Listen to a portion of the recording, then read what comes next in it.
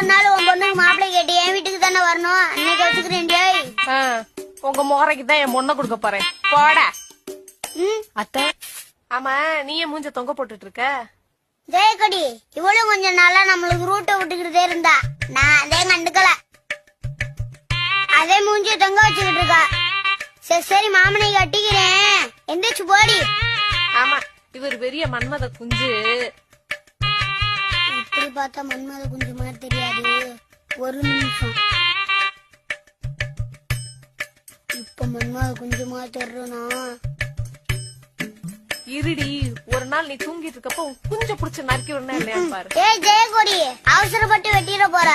உன் மக வாழ்க்கை இது நம்பிட்டே இருக்கு, அத போய் அறுக்கணும்ன்ற. பேரம்பேத்தெல்லாம் பாக்கணுமா வேணாமா? அதுக்குள்ளயும் போய் சேர்ந்துடாத.